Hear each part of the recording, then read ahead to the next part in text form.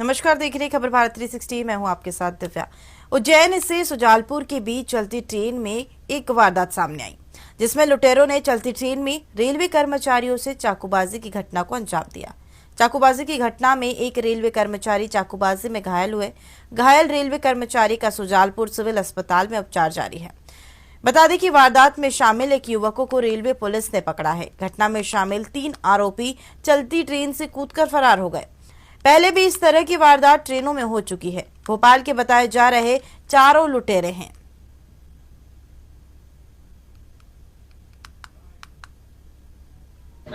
मैं इसी चेक कर रहा था, उधर एक X6 में कंप्लेंट थी, तो ये कहने का मिसेज आप चले जाओ, गाड़ी उधर चेक करो, मैं इधर चेक कर रहा हूँ। ये गाड़ी चेक करने गया तो फिर थोड़ी देर बाद ऐसा कॉल आता है कि मेरे थप्पड़ मारा है कि ये थप्पड़ मार दिए। तो मैंने कहा चलो हम लोग आते हैं।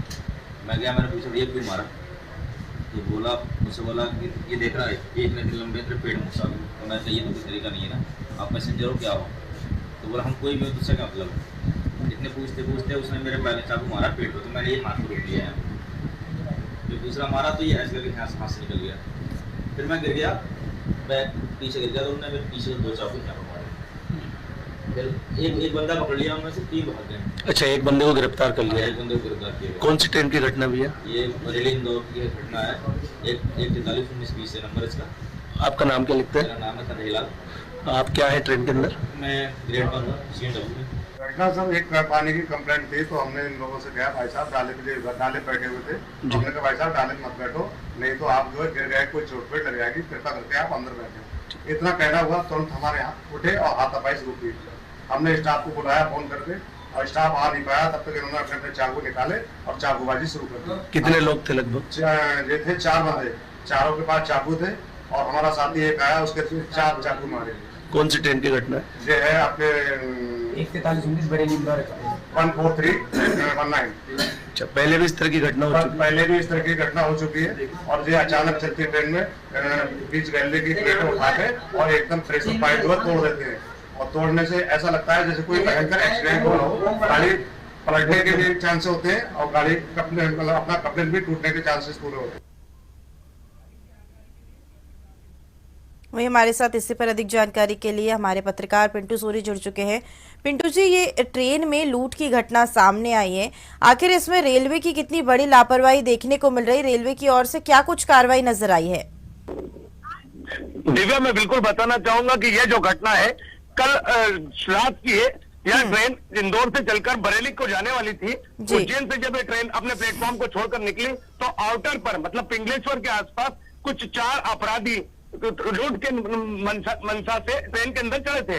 वो वहां पर जो 2 डिब्बों को जोड़ने वाला जो एक स्थान होता है, उस मतलब हम एक दूसरे से दूसरे डिब्बे में जहां पर जाते हैं, तो वहां पर एक कवरिंग रहती है, उस कवरिंग को निकाल कर और यह एक जो प्रेशर पाइप है उसको तोड़ने की कोशिश कर रहे थे। इनकी इस कोशिश को जब रेलवे के कर्मचारी ने देखा, तो उन्होंने टोका कि भैया आप क्या कर रहे हो। तो वहां उनमें से इन अपराधियों ने बोला कि तुम अपना काम करो, हमें अपना काम करने दो, अगर तुमने हमारे काम में दखल अंदाजी की तो हम तुमको चाकू मार देंगे।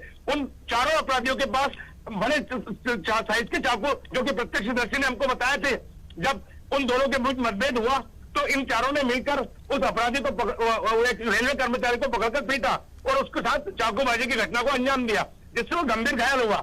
हालांकि इतना कुछ होने के बाद ट्रेन के अंदर अफरा तफरी मच गई। जो पुलिस के जवान थे और अन्य रेलवे कर्मचारी थे, उन्होंने इनको पकड़ने का प्रयास किया। उसमें से 3 जो लोग अपराधी थे, वो ट्रेन से एक महिला का पर्स चेन चुराकर कूद गए, जिसमें लगभग 25,000 रुपए की राशि थी। यह घटना का जो पूरा विवरण प्रत्यक्षदर्शी जो रेलवे ही के ही कर्मचारी है, उन्होंने हमको बताया। हालांकि यह ट्रेन जो घटना घटित हुई है, यह पहली बार नहीं हुई है। इसके पहले भी 2-3 बार इस तरह की वारदातें इस ट्रेन के अंदर हो चुकी है, जिसके बारे में जो रेलवे के जो कर्मचारी है, उन्होंने अपने उच्च अधिकारियों को इसकी सूचना दे चुके हैं। परंतु अभी तक रेलवे के रेलवे के जो अधिकारी है, उनकी तरफ से ट्रेन के अंदर कोई सुरक्षा के पुख्ता इंतजाम नहीं किए गए।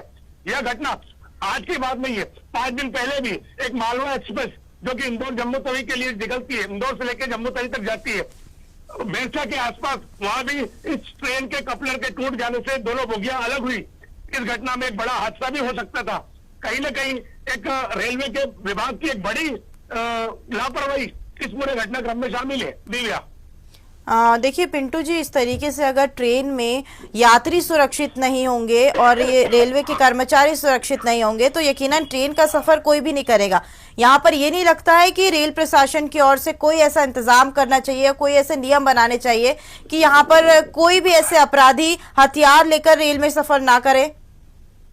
बिल्कुल बिल्कुल दिव्या, रेलवे प्रशासन की एक बड़ी चूक है। जैसा कि हम देखते हैं कि रेल के अंदर आवागमन सुलभ है, कोई भी आदमी, कोई भी यात्री सुरक्षा के मापदंडों से रेल में सफर करना पसंद करता है, परंतु आए दिन हम देख रहे हैं कि जिस तरह की घटना ये रेल के अंदर मध्य प्रदेश में भी होने लगी है, तो कहीं ना कहीं जो यात्री है उनके मन में भी कुछ शंकाएं पैदा होती है कि क्या अब रेलवे में सफर करना भी उनके लिए जान जोखिम भरा हो सकता है। जैसा कि हम देख ही रहे कि रेल के अंदर पुलिस के जवान, मतलब गनमैन मौजूद रहते हैं, सुरक्षा कर्मी मौजूद रहते हैं, लेकिन उनकी संख्या सीमित दायरे तक रहती है। जैसा कि हमने इस घटना से देखा कि इसमें 4 अपराधी बड़े चाकू लेकर खुलेआम रेलवे के जो कर्मचारी उनको चुनौती दे रहे हैं, उन पर हमला कर रहे हैं, उनकी जान को जोखिम में डाल रहे हैं। उसके बाद भी रेलवे के जो बड़े अधिकारी है उन्होंने इस बात का कोई संज्ञान नहीं लिया। जहां तक देखा जाए सुरक्षा की बात है तो 4 से 5 डब्बों के अंदर 1 या 2 या 3 पुलिसकर्मी ही रेलवे की सुरक्षा के लिए मौजूद रहते हैं। हजारों की तादाद में यात्री रेलवे के अंदर सफर करते हैं। स्वाभाविक रूप से जब जो भी आदमी यात्री जर्नी करता है उसके साथ रुपए पैसे काफी मात्रा में हो सकते हैं, उनकी सुरक्षा के लिए वो पुलिसकर्मी एक सीमित संख्या में रेलवे के अंदर मौजूद रहते हैं। तो कहीं ना कहीं प्रशासन की बड़ी चूक है। हम जैसा कि देख ही रहे हैं कि कई बार कुछ रेलवे को इस पूरे मामले को गंभीरता से लेकर रेलवे के अंदर जो कैडर्स हैं उनको भी एक नियम मापदंडों के अनुसार एक आईडी कार्ड नियुक्त किया जाना चाहिए। कई बार हम देखते हैं कि कोई चाय वाला, कोई फल फ्रूट बेचने वाला, कोई कुछ बेचने वाला, इस तरह के लोग इस तरह के यात्रियों की रेकी करते हैं और कहीं ना कहीं एक गिरोह के साथ मिलकर इस तरह की घटनाओं को अंजाम देते हैं। यह कोई पहली बार नहीं है, कई बार इस तरह की घटनाएं हम सुन चुके हैं, देख चुके हैं। तो इससे कोई बड़ा हादसा भी हो सकता है, क्योंकि जिस तरह से ये अपराधी चेन के कपड़ों को तोड़कर, ये चेन पुलिंग करके ट्रेन को नहीं रोकते, ये चेन के कपड़ों को, प्रेशर पाइप को तोड़ के चेन के कपड़ों को तोड़ते हैं, उससे एक बड़ा हादसा हो सकता है। ट्रेन अपना आपा खोकर पटरी से नीचे जा सकती है, हजारों यात्रियों की जान जोखिम में डाल सकती है। निश्चित रूप से रेलवे को इस पूरे मामले में गहन विचार करके, संज्ञान लेके एक सुरक्षा के पुख्ता इंतजाम करना चाहिए। इस विषय में पूरी जांच गंभीरता से करना चाहिए कि जो लोग बिना किसी आईडी के ट्रेन के अंदर यात्रियों को सामान बेचते हैं उनकी भी जांच की जाना चाहिए। उनका वेरिफिकेशन करके बाकायदा ट्रेन उनके एक आईडी कार्ड नियुक्त करे, वही लोगों से लोग मान ले। दिव्या, चलिए ठीक है पिंटू जी, तमाम जानकारी साझा करने के लिए शुक्रिया।